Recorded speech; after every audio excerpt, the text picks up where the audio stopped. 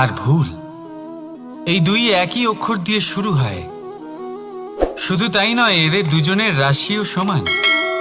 এবারে আপনারা বলবেন যে ভগবান, ভুল, এদের মধ্যে কিভাবে মিল থাকতে পারে? অনেক বড় মিল আছে। না শুধু এ এক অক্ষর দিয়ে শুরু হয়, বরং এদের বিজয় মন্ত্রটাও এক। ভগবানকে মানুন, তাকে বিশ্বাস করুন, তাকে স্বীকার করুন। এটা করলে মনের দৃষ্টি থেকে ভগবানকে দেখা যায়, আর উনি আপনাকে সমৃদ্ধ করে তোলেন। ভুলের সাথেও এটাই ঘটে। নিজের ভুল স্বয়ং মেনে নিলে, স্বীকার করে নিলে, সব কিছুই স্পষ্টভাবে দেখতে পাবেন। যেদিন থেকে আপনি নিজের ভুল মেনে নিতে শিখবেন, সেদিন থেকে সেই ভুল শোধরানোর প্রক্রিয়াও শুরু হয়ে যাবে। আপনি বুঝে যাবেন নিজের ভুল কিভাবে শোধরাতে হয়। তাই মনে রাখবেন, নিজেকে শ্রেষ্ঠ করে তোলার জন্য নিজের ভুল স্বীকার করা অত্যন্ত প্রয়োজনীয়। এই জীবনে শান্তি আনার জন্য ঈশ্বরকে মেনে নেওয়াও অত্যন্ত প্রয়োজনীয়। সবসময় নিজের গুণ এবং নিজের দোষ মনে রাখবেন। আজীবন সুখী থাকবেন। রাধা রাধা। এই জীবন, এই জীবন দেখতে গেলে কিন্তু খুবই কঠিন। এই জীবন কি করি হে নারায়ণ, এটাকে একটু সহজ কি করে করে তোলা যায়, এই প্রশ্নই তো আসছে মনে। এর উত্তর স্বয়ং সেই মানুষের মধ্যেই লুকিয়ে, তার সিদ্ধান্তে, তার নির্বাচনের মধ্যে লুকিয়ে। এবার জীবনের যে কঠিন সময়গুলো থাকে, সেগুলো সেই প্রসঙ্গের মতোই হয়। যেমন ধরুন, আপনি হাঁটছেন হাঁটছেন আর হঠাৎ করে পায়ে কাঁটা ফুটে গেল। এবার আপনি কি করবেন? এমনও ব্যক্তি আছেন যারা সেই কষ্টের কারণে, সেই কষ্ট পাওয়ার ভয় পিছিয়ে আসেন। এমনও কিছু ব্যক্তি থাকেন যারা সেই আঘাতে নিরাময় করার জন্য সময় নষ্ট করবেন। কতটা জানি না। এমনও কিছু ব্যক্তি থাকতে পারেন যিনি হয়তো সেই কাঁটাকে তুলে নিয়ে তার ব্যবহার গজালের মতো করবেন। তাকে দেওয়ালে পুঁতে একটা সুন্দর ছবি লাগাবেন, যাতে সেই দেওয়াল আরো সুন্দর দেখতে মনে হয়। এটাই জীবনের সাথেও হতে পারে। এবার দেখুন, জীবন হলো কঠিন নাকি অত্যন্ত কঠিন, সেটা গুরুত্বপূর্ণ নয়। সেটাকে সরল করার জন্য আপনি কি করছেন সেটা গুরুত্বপূর্ণ। জেনে রাখুন, আমরা সবাই মরণশীল। আমাদের সবার মৃত্যু হবে। প্রত্যেককেই এক না একদিন অবশ্যই মরতে হবে। এবার যখন সেটা হতেই চলেছে, তাহলে ভয় কেন পাবো? চিন্তা কেন করব? দুশ্চিন্তা করলে কি এর সমাধান হয়ে যাবে? কখনোই নয়। যা প্রারব্ধ তা হবেই। তাই জীবন এই কিছুক্ষণ আপনাকে বাঁচার জন্য দিয়েছে, তা বাঁচতে শুরু করে দিন। জীবনে যা পরিস্থিতি আসুক, তা ধন্যাত্মক দৃষ্টিভঙ্গি দিয়ে দেখা শুরু করুন। এটা যদি আপনি শিখে নিতে পারেন, তাহলে আপনার এই জীবন সুখ ও প্রসন্নতা দ্বারা ভরে উঠবে। আর এই প্রসন্নতাই আপনি বলবেন, রাধা রাধা। আমরা সব সময় চাই যে এই সংসার আমাদের জ্ঞানী বলবে, বুদ্ধিমান বলবে, বুঝদার বলবে। কিন্তু মূর্খ, মূর্খ যেন কেউ না বলে। মূর্খ শব্দটা আমরা কেউ শুনতে চাই না, দূরে পালাতে থাকি। কিন্তু একটা সত্যি সবার কাছে অজানা, যে মূর্খ হওয়া হলো বুদ্ধিমান হওয়ার দিকে সর্বপ্রথম পদক্ষেপ। আপনি যত খুশি দিগ্গজ জ্ঞানী মানুষদের সাথে আলাপ করুন, যত ইচ্ছে কথা বলুন, যতই জ্ঞানের কথা আলোচনা করুন, অভিজ্ঞতা মূর্খ হবার পরেই পাওয়া যায়, তাই নয় কি?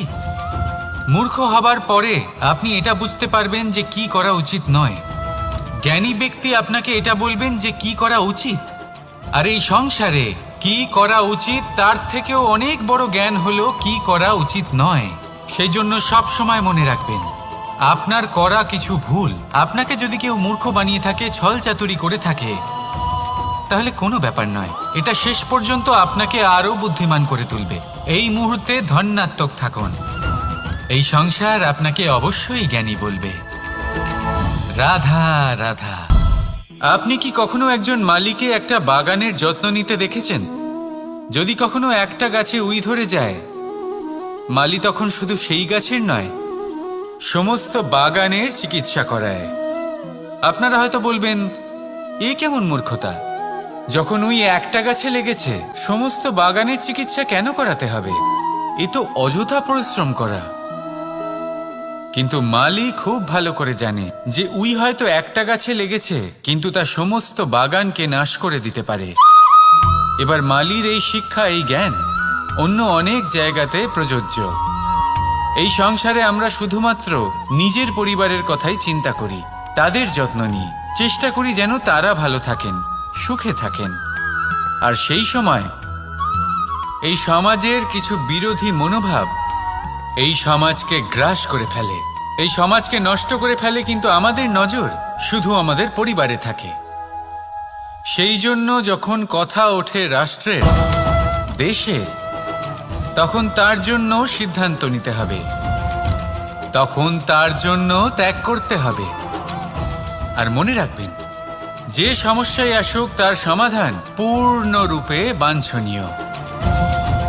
এই সংসারে প্রত্যেক ব্যক্তি যদি নিজের পরিবারেরও খেয়াল রাখেন এবং সমাজেরও খেয়াল রাখেন এবং সঠিকভাবে এই দেশেরও খেয়াল রাখেন, তবেই এই দেশ সম্পন্ন হতে পারবে। তাহলে আপনিও সেই প্রয়াস করুন আর আমার সাথে ভালোবেসে বলুন, রাধা রাধা। বৃষ্টির জল যখন মেঘের দ্বারা টিপ টিপ করে ঝরে পড়ে তখন কি ভালো লাগে, তাই না? আর এই প্রসন্নতাই আপনি বলবেন, এটা যদি আপনি শিখে নিতে পারেন তাহলে আপনার এই জীবন সুখ ও প্রসন্নতা দ্বারা ভরে উঠবে। আর এই প্রসন্নতাই আপনি বলবেন, রাধা রাধা। বৃষ্টির জল যখন মেঘের দ্বারা টিপ টিপ করে ঝরে পড়ে তখন কি ভালো লাগে, তাই না?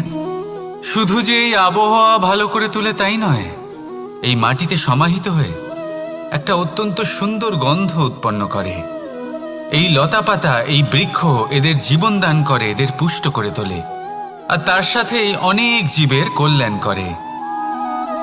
কিন্তু ভাবুন, যখন বজ্রপাত হয় তখন কি হয়? এই সমস্ত জলের ফোঁটা অনিয়ন্ত্রিত হয়ে যায়, একটা ভয়ানক বন্যার রূপ নিয়ে নেয়, যা শুধুমাত্র মহাবিনাশ করে। এর সারমর্ম কি? এর সারমর্ম হলো কর্ম করুন, কিন্তু তার নিয়ন্ত্রণ রেখে। যদি আপনি নিয়ন্ত্রণে না থাকেন তাহলে আপনিও জীবনরূপী এই বর্ষার পরিবর্তে ভয়ানক বন্যার রূপ ধারণ করবেন। এবার বিকাশ ঘটাবেন নাকি বিনাশ, সিদ্ধান্ত হলো আপনার। যদি বিকাশ ঘটাতে চান তাহলে নিজের কর্মের সাথে সাথে নিজের মনকেও নিয়ন্ত্রণ করতে শিখুন। এই মনকে সংযত করুন, একে নিয়ন্ত্রণে রাখুন, নিজের কর্মকে নিয়ন্ত্রণে রাখুন, ভারসাম্য বজায় রাখুন। আর আমার সাথে ভালোবেসে বলুন, রাধা রাধা। কখনো ঘোড়া আর তার ঘোড়সওয়ারিকে দেখেছেন? ঘোড়ার ডান এবং বাম দিকে যেন একটা পর্দা লাগানো থাকে। তার কারণ কি?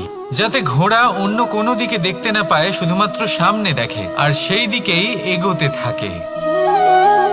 বলতে গেলে এটা খুব সাধারণ ব্যাপার, কিন্তু এর পেছনে খুব বড় এক বিজ্ঞান লুকিয়ে রয়েছে। আপনি যদি জীবনে নিজের লক্ষ্যে পৌঁছতে চান তাহলে আপনাকে এদিক ওদিক তাকানো বন্ধ করতে হবে, শুধু সামনে নিজের লক্ষ্যের দিকে তাকিয়ে থাকতে হবে। তখনই জীবনে সাফল্য লাভ করবেন। ঘোড়া তো শুধুমাত্র এক পশু, তার উপরে লাগাম পরাতে হয়, চোখের ডান এবং বাম দিকে পর্দা পরিয়ে দেওয়া হয়। আপনি হলেন মানুষ, আপনাকে লাগাম কে পরাবে? কেউ না। এটা আপনাকে নিজেকেই করতে হবে। মনের গভীরে প্রবেশ করুন আর আবেগগুলিকে লাগাম পরান, তাদের নিয়ন্ত্রণ করতে শিখুন। আর নিজের দৃষ্টি সামনে, শুধু নিজের লক্ষ্যের দিকে। মনে রাখবেন, যদি আপনার দৃষ্টি শুধুমাত্র নিজের লক্ষ্যে থাকে তাহলে লক্ষ্য ভেদ অবশ্যই করবেন। যদি একাগ্রতা এদিক ওদিক চলে যায় তাহলে লক্ষ্য হারিয়ে যাবে। রাধা রাধা। কথায় বলা হয়, জীবনে ভালোবাসাই হলো সুখের মূল। এটা সত্য, এবার প্রশ্ন হলো এটাই যে এই ভালোবাসা কার সাথে করা উচিত? যদি আপনি কিছুক্ষণের জন্য সুখ পেতে চান তাহলে ভালোবাসুন নিজের রুচি মতো। যদি আপনি কিছুদিনের জন্য সুখ পেতে চান ভালোবাসুন নিজের বন্ধুদের। যদি আপনি কয়েক মাসের জন্য, কয়েক বছর বা অনেক বছরের জন্য সুখী হতে চান তাহলে ভালোবাসুন নিজের পরিবারকে, মাতা পিতা, নিজের সন্তান, স্বামী স্ত্রী, নিজের আত্মীয়দের। কিন্তু যদি আপনি চিরকালের জন্য সুখী হতে চান তাহলে ভালোবাসতে হবে শুধু নিজের কর্মগুলিকে। কারণ সম্পর্ক যেমনই হোক না কেন কখনো না কখনো ভেঙে যাবেই। এই সংসার হলো এমনই যে যাদের সঙ্গ আমরা পাই তাদের সঙ্গ একদিন ত্যাগ করতে হয়। শুধু কর্মই হলো এমন এক সঙ্গ যা কখনো আপনাকে ত্যাগ করবে না। আপনার মৃত্যুর পরেও এই কর্ম আপনাকে বাঁচিয়ে রাখবে। তাই সবসময় মনে রাখবেন, এই কর্ম ধর্ম মনে করে পালন করা উচিত। জীবনের শেষ মুহূর্ত পর্যন্ত কর্মকে ভালোবাসুন। জীবনের শেষ মুহূর্ত পর্যন্ত সুখে থাকবেন। আর আমি তো সবসময় বলি, শুধু কর্ম করতে থাকো, ফলের চিন্তা করো না।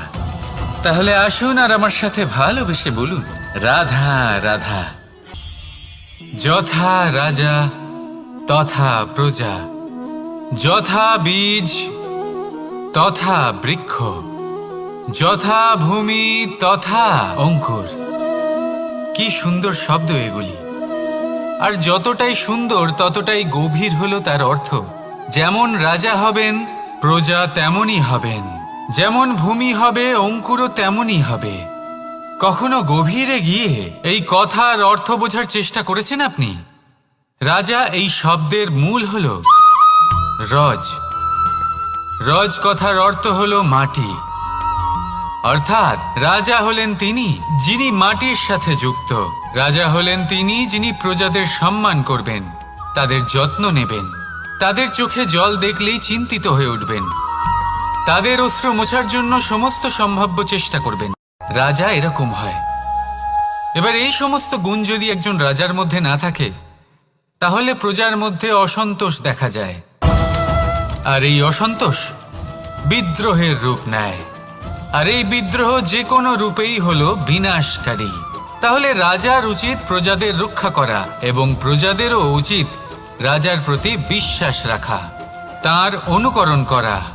এই দুজন যখন এক হবেন তখনই শাসন স্থির হবে, তখনই এই দেশ নিয়ন্ত্রণে থাকবে। যদি দুজনের মধ্যে কোনো একজন নিয়ন্ত্রণ হারান তখন মহা বিনাশ অবশ্যই হবে। তাহলে রাজা নিজের কর্ম করবেন আর প্রজা নিজের ধর্ম পালন করবেন। আর আমার সাথে ভালোবেসে বলবেন, রাধা রাধা।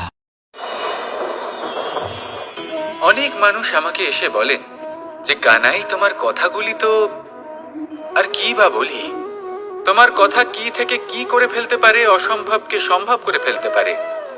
এত শক্তি তোমার কথাতেই রয়েছে, তো অন্য কিছু করার কোনো প্রয়োজনই কোথায়?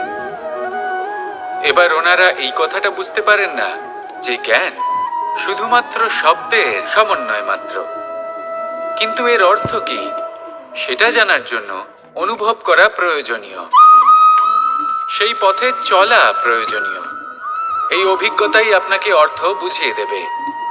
ঠিক যেমন তুমি কর্ম করতে থাকো, ফলের চিন্তা করো না, এটা শুধুই শব্দ। এর সারমর্মটা কি, এর অর্থ কি সেটা বোঝার জন্য সেই পথে আপনাকে অগ্রসর হতেই হবে, সেটা যাপন করতে হবে, কর্ম করতে হবে নিরন্তর। এটা ভাবলে হবে না যে আমি কি আমার কর্মের ফল আদৌ পাবো কিনা। তবেই আপনি এই কথার অর্থ বুঝতে পারবেন। কখনো ভেবে দেখবেন, আমাদের বাড়িতে যারা জ্যেষ্ঠ আছেন, বড় আছেন, আমরা তাদের পুজো করি, তাদের সেবা করি, আমরা তাদের চরণ স্পর্শ করি। কেন? কারণ ওনাদের কাছে আমাদের থেকে অনেক বেশি জীবনের অভিজ্ঞতা থাকে। জীবনে শুধুমাত্র জ্ঞান শোনাটা প্রয়োজনীয় নয়, তা বুঝতে পারা প্রয়োজনীয়। তা যদি যাপন করেন তবেই অভিজ্ঞতা হবে, তবেই প্রকৃত অর্থ বুঝতে পারবেন। তাহলে জ্ঞান শুধু শুনবেন না, বুঝুন, তাকে আচরণে আনুন এবং আমার সাথে ভালোবেসে বলুন, রাধা রাধা। এই পুস্তক বড়ই কাজের জিনিস। কাহিনী হোক, কবিতা হোক, স্মৃতি হোক, এতে যাই লিখে দেবেন তা ভবিষ্যতের পুঁজি হয়ে যাবে। কিন্তু যদি কখনো এমন হয় যে এই পুস্তক ময়লা হয়ে যায়, বা যদি কোনো পাতায় আপনি ভুল করে কালি ফেলে দেন, বা কোনো বাক্য লিখতে গিয়ে আপনি ভুল করে ফেলেন, তাহলে আপনি কি করেন? সেই পুস্তক কি আপনি তুলে ফেলে দেন? না, তাই তো। শুধু একটা পাতা ছিঁড়ে ফেলেন যাতে সেই পুস্তক সঠিক থাকে, সুন্দর হয়ে ওঠে। এই পুস্তকের মতোই হয় আমাদের সম্পর্ক। তার সেই এক পাতা, একটা ভুল। তাই যে কোনো সম্পর্কে যদি কারোর কোনো ভুল হয়ে গিয়ে থাকে, তাহলে সেই ভুলকে সম্পর্ক থেকে দূরে করা সঠিক হবে। সেই ভুলকে ভুলে যাওয়াই সঠিক হবে। সেই সম্পর্ক ভাঙা নয়, সেই সম্পর্ক সামলে রাখুন। কারণ ভুল তো সবার দ্বারা হয়। যদি এরকম করেন, তবেই জীবনরূপী পুস্তক আরো সুন্দর হয়ে উঠবে। একে অপরকে ক্ষমা করতে শিখুন। একে অপরের ভুলকে ভুলে যেতে শিখুন। তারপর দেখবেন এই জীবনে আরো আনন্দ আসবে, আর এই সম্পর্ক নিঃশ্বাস নিতে থাকবে। রাধা রাধা।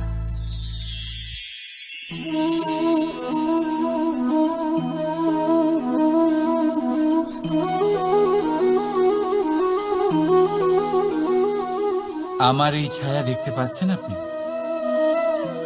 প্রকাশের স্রোত যখন মধুর আর দূরে থাকে, তখন এই ছায়া লম্বা হয়ে যায়। কিন্তু যেই প্রকাশের স্রোত মাথার উপরে চলে আসে, এই ছায়ার আকার ক্রমশ ছোট হতে থাকে। আর অন্ধকারে তো এই ছায়া বিলুপ্ত হয়ে যায়। কিছুটা এরকমই হয় আমাদের অহংকার। সুখের আগমন হলে, বৈভবের উপলব্ধিতে এটা বাড়তে থাকে। কিন্তু যেই সংকটের তাপ বেড়ে ওঠে, অহংকার ছোট হতে থাকে। আর যখন সংকটের এই অন্ধকার আমাদের চারিদিক থেকে ঘিরে ধরে, তখন এই অহংকার আমাদের ছায়ার মতোই বিলুপ্ত হয়ে যায়। তাই সেই কারণে আপনার জীবনে সংকটের আগমন আপনার অহংকার নষ্ট করেই দেবে, কিন্তু তার জন্য সংকটের অপেক্ষা কেন করবেন? এই অহংকারকে বাড়তেই দেবেন না, উৎপন্ন হতেই দেবেন না। বিবেকের সুতো দিয়ে বেঁধে রাখবেন একে। দেখুন, আমি শ্রেষ্ঠ, এটা বিশ্বাস করতে কোনো আপত্তি নেই। কিন্তু শুধুমাত্র আমি শ্রেষ্ঠ, আর কেউ নয়, এই আত্মসম্মান নয়, এ হলো অহংকার। আর অহংকার আর কিছুই নয়, শুধু পতনের দিকে প্রথম পদক্ষেপ। আর এই জীবনে পতনের দিকে নয়, প্রেমের দিকে এগিয়ে যান। আর আমার সাথে ভালোবেসে বলুন, রাধা রাধা। আপনি কি কখনো ফলে ফুলে পরিপূর্ণ বৃক্ষ দেখেছেন? তার ডালগুলো কিরকম স্বাধীনভাবে বেড়ে ওঠে। কিন্তু যদি এই ডালগুলো মূলের সাথে ঠিকভাবে যুক্ত না থাকে,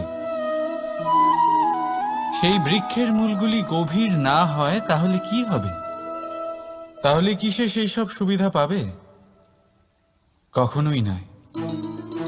সেই বৃক্ষের ডাল পড়ে যাবে, সেই বৃক্ষ ভূমিষ্ঠ হয়ে যাবে।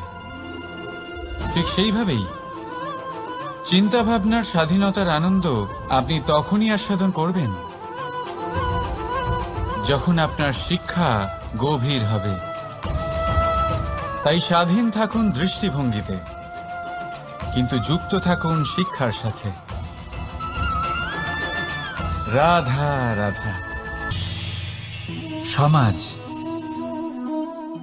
আমরা এই সমাজে বাস করি আর বহুবার একটা গুরুত্বপূর্ণ কথা ভুলে যাই।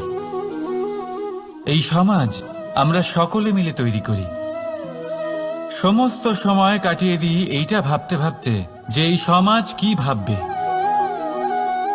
আমার কি করা উচিত, আমার কি ভাবা উচিত, কি পড়া উচিত, কোনটা সঠিক কোনটা ভুল।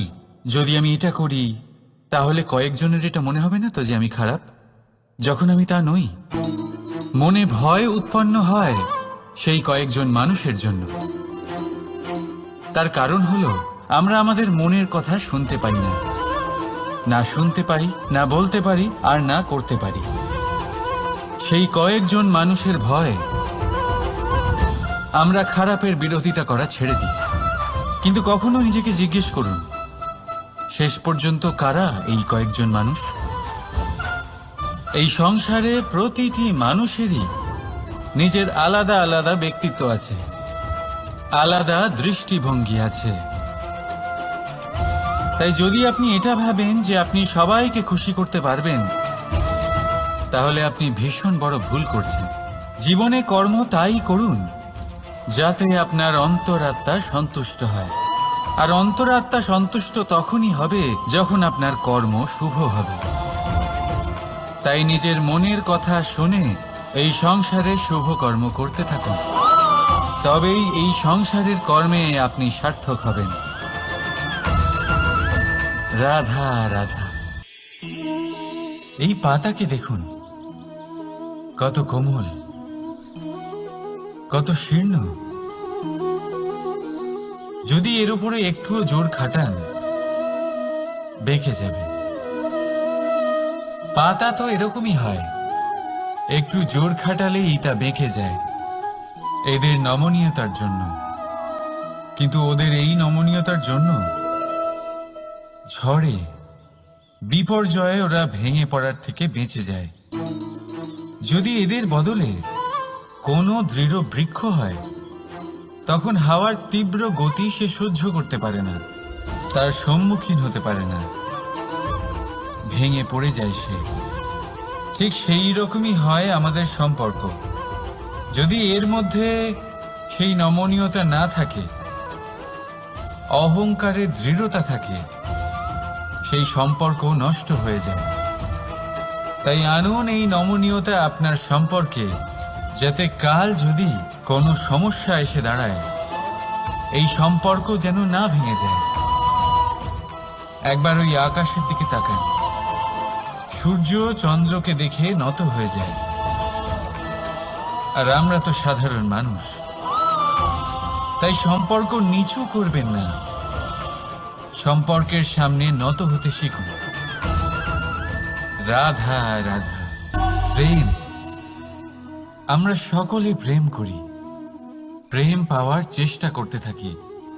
আর এমনও অনেক মানুষ আছেন যারা প্রেম অর্জন করেও ফেলেন, কিন্তু সেখান থেকে শুরু হয় এক নতুন অধ্যায়ের। আচমকা দুই প্রেমীর কিছু অনুচিত বলে মনে হতে থাকে। আচমকা দুজনে নিজেদের অস্তিত্ব নিয়ে বিচলিত হতে থাকেন। এবার এমন হলে কি করা যেতে পারে? দেখুন, এই হলো হলুদ,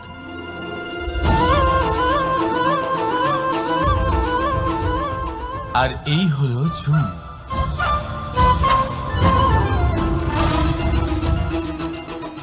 এবার এটাকে দেখুন, যখন চুন আর হলুদকে একসাথে মিলিয়ে দেওয়া হলো, তখন ওরা নিজেদের রং ত্যাগ করে দিয়ে একটা নতুন রং তৈরি করল। প্রেমের রঙও কিছুটা এইভাবে অর্জন করা হয়। এখানে কোনো আমি থাকে না, শুধু আমরা হয়, শুধু একাত্ম হয়। সেই জন্য ত্যাগ করুন নিজের অস্তিত্বকে, আর মনের উত্তেজনাকে আলিঙ্গন করুন। তারপর দেখুন আপনার এই প্রেম আপনাকে কোথায় কোথায় নিয়ে যায়। রাধা রাধা। এই সংসারে অসংখ্য মানুষ অর্থ আর সামর্থ্য দিয়ে মূল্যায়ন করেন যে কোনো মানুষের, নিজেদেরও আর অন্যদেরও। আর বহুবার অর্থ আর সামর্থ্য অর্জন করতে গিয়ে আমরা সময়, সম্পর্ক আর স্বাস্থ্য পিছনে ফেলে আসি। আমরা তার খেয়াল রাখি না।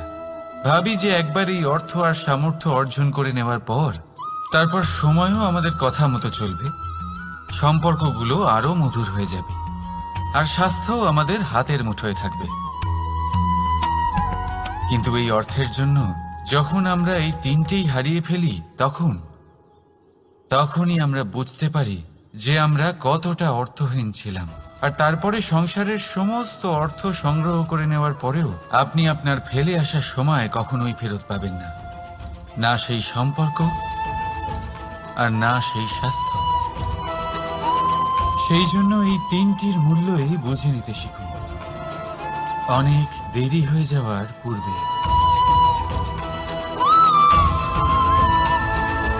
রাধা রাধা।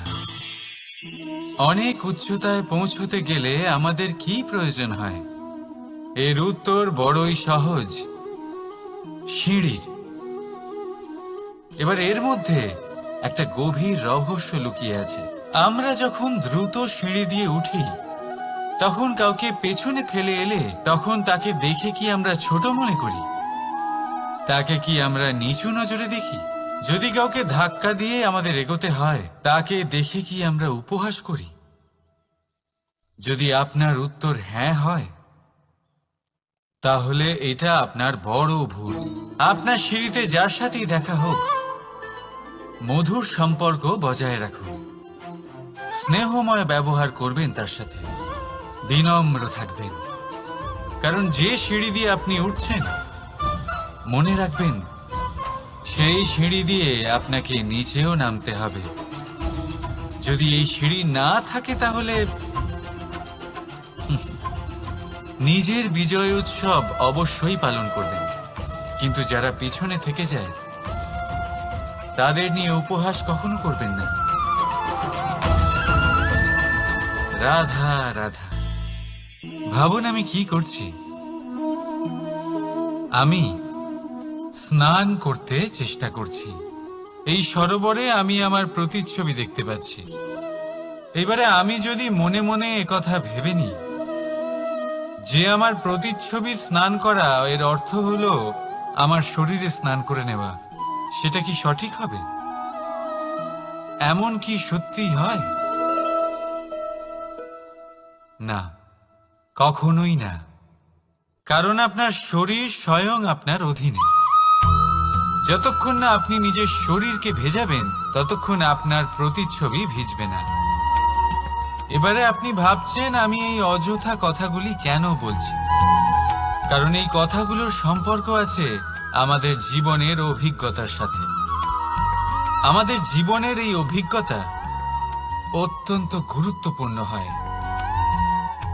কিছু মানুষ এমন আছেন যারা সংকটের সম্মুখীন হতে চান না, কঠিন পরিস্থিতির সম্মুখীন হতে চান না, সেইগুলোর থেকে দূরে পালান, আর তার সাথে এটাও আশা করতে থাকেন যে বড় বড় সংকটের সম্মুখীন হওয়ার অভিজ্ঞতা আপনা আপনি হবে, সেই সাহস আপনা আপনি চলে আসবে।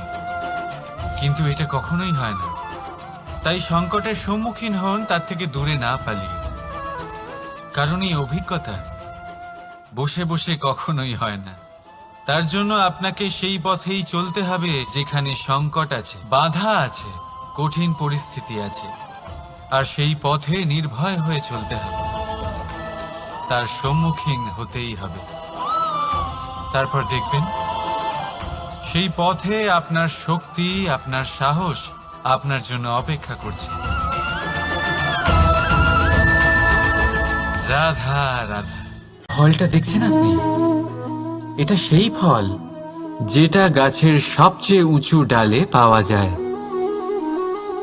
কিন্তু যখন এটা খসে পড়ে তখন এটা আকাশের দিকে যায় না যা ওপরে আছে, সে যায় সেই ভূমির দিকে যে নিচ থেকে তার দিকে তাকিয়ে থাকে।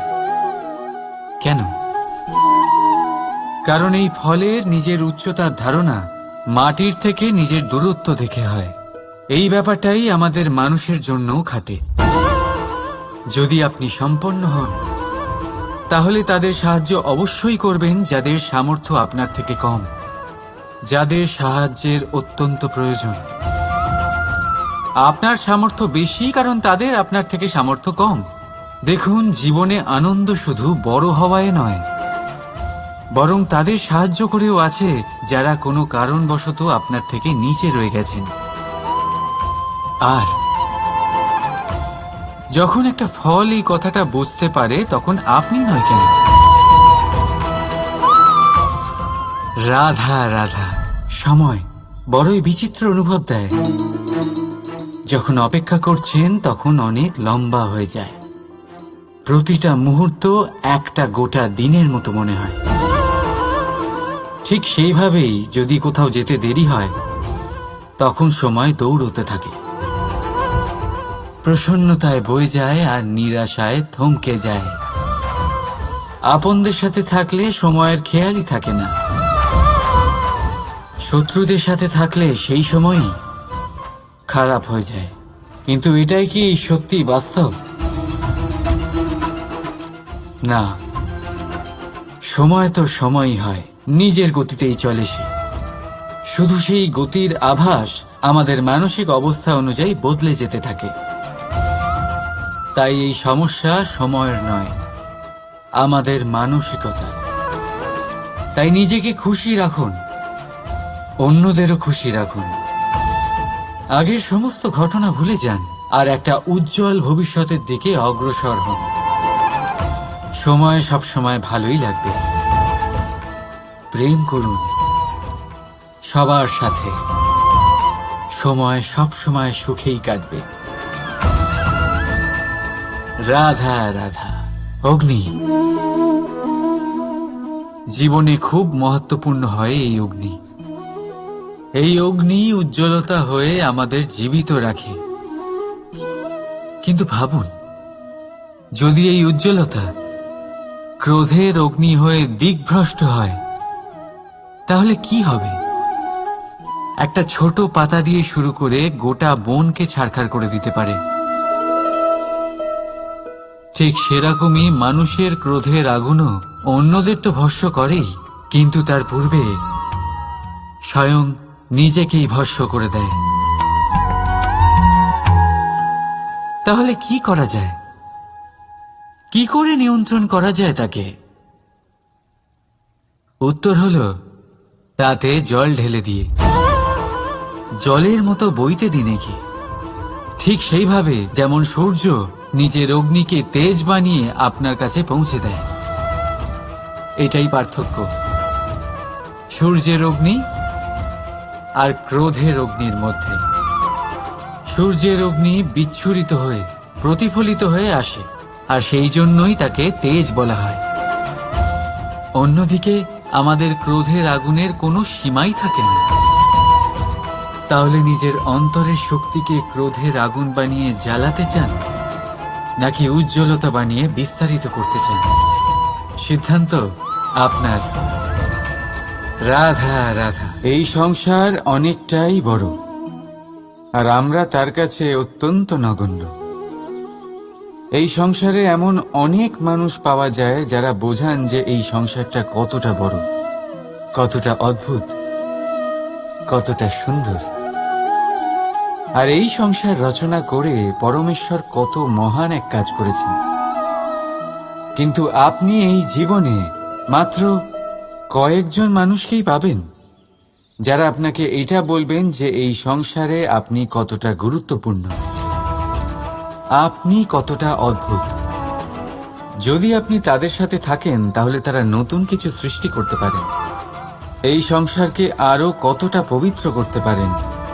তাই এই সংসারকে গুরুত্ব না দিয়ে সেই মুষ্টিমেয় কিছু মানুষকে গুরুত্ব দিন, কারণ তারাই হলো আপনার আপনজন, আর তারাই আপনাকে সঠিক পথে চালিত করবে। মানুষকে তো বর্ষার স্রোতও বয়ে নিয়ে যেতে পারে, তাকে সাগরও ডুবিয়ে দিতে পারে, কিন্তু গঙ্গা জল সবচেয়ে বেশি শুদ্ধ, কারণ তার কয়েক ফোঁটা মানুষকে মুক্ত করে দেয়। রাধা রাধা। এ হলো একটা পাতলা সুতো। ভাবছি যদি এটা দিয়ে আমি পোশাক বানাই তাহলে নিজের জন্য কত সুন্দর একটা পোশাক বানাতে পারবো। কিন্তু যদি এটা আমি... চিন্তা করবেন না,